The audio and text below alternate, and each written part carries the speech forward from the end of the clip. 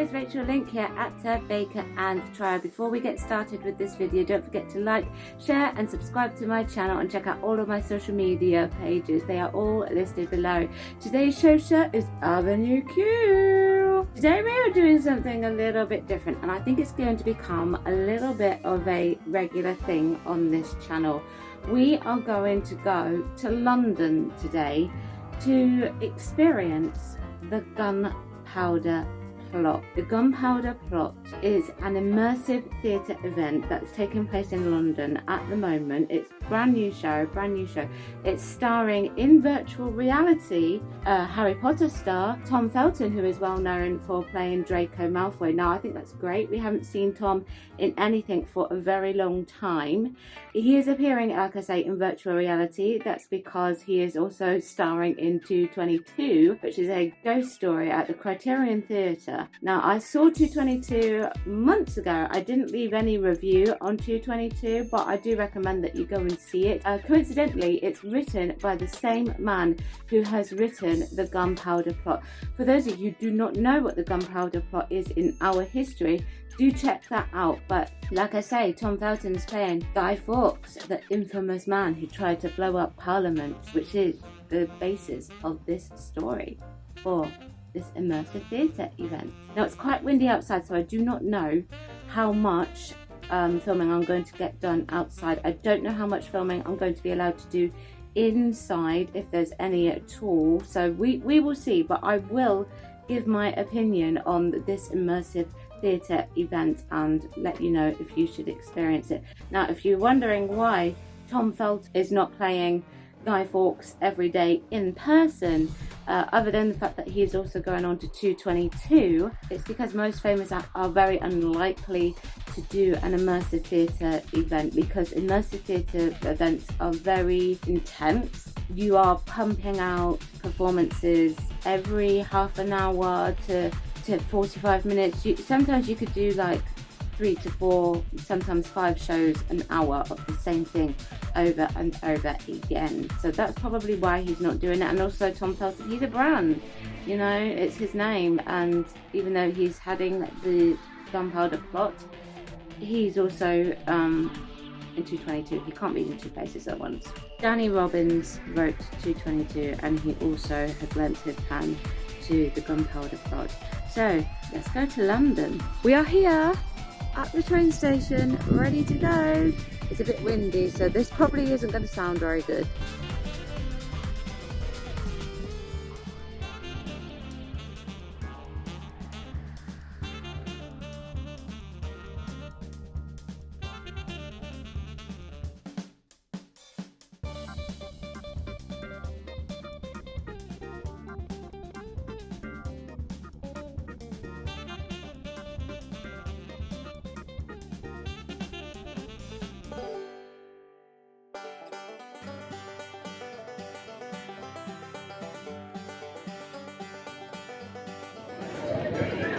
We've made it. I'm gonna get inside because it's really noisy out here, but I'm looking forward to it. That's it. Okay, thank you.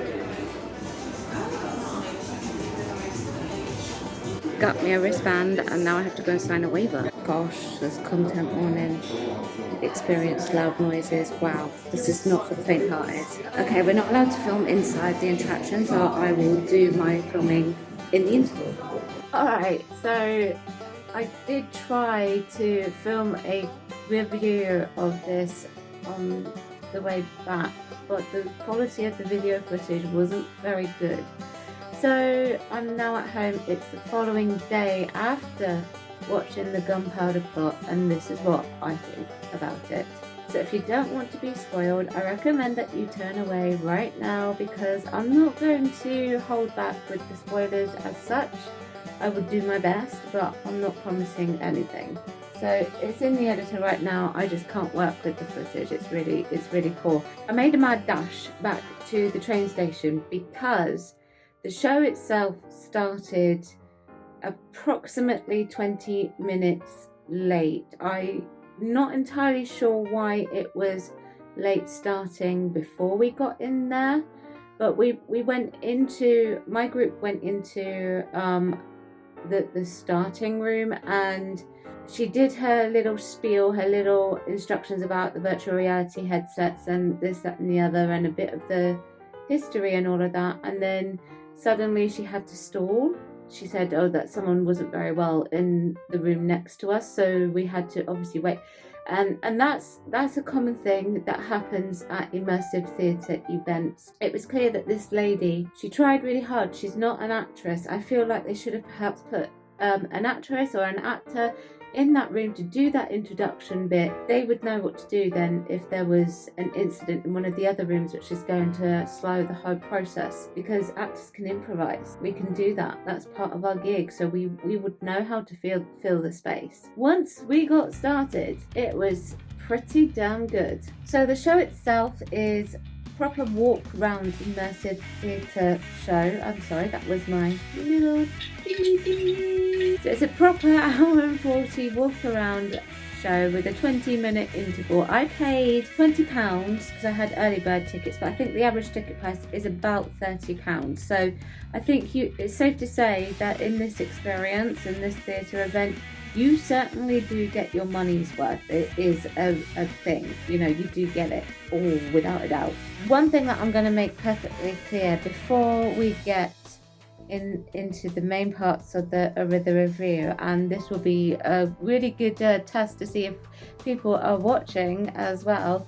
So this is not suitable for people who are afraid of the dark, who are afraid of small spaces, who suffer from panic attacks. It's not very accessible, so there's no way that you can get a wheelchair user into there. And if you do have a wheelchair user that wants to do the experience, I think you would have to phone up and speak in advance, because there could be a special way that they get down to the next room. This is not suitable for people who suffer from strobe lighting epilepsy. Not really ideal for people who are pregnant. It's not really suitable for people who struggle with walking either. So there's a lot of restrictions behind it. That in many respects is a critique, but it's not a critique, because I know it's an immersive event. Definitely, if you are afraid of small spaces and afraid of the dark, or suffer from panic attacks or strobe lighting epilepsy, then maybe this is not for you. Go into the room and you do what you see I did on the video, but then no filming is allowed, 0 filming. So you do get assigned your own loft. Now, like I say, mine started 20 minutes late. My entrance time was 4:10.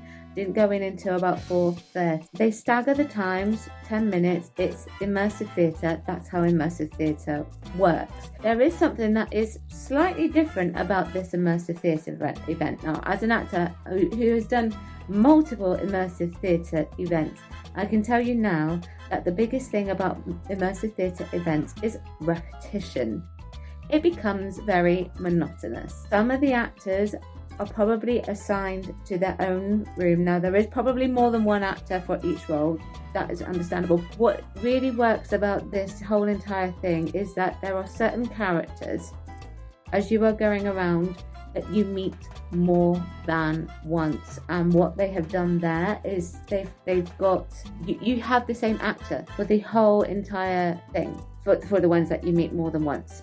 Okay, so they don't change randomly halfway through. They keep it consistent, and that is really big, because you don't often see that in immersive theatre. The story is very clear. It's definitely based on the Gunpowder Plot. It's very historical. You can see it. The actors were pretty good on their game. They were very efficient. They were very energetic. They kept the children engaged, and to me, as part of an immersive theatre cast, keeping the children engaged is very, very important, and I applaud them for that.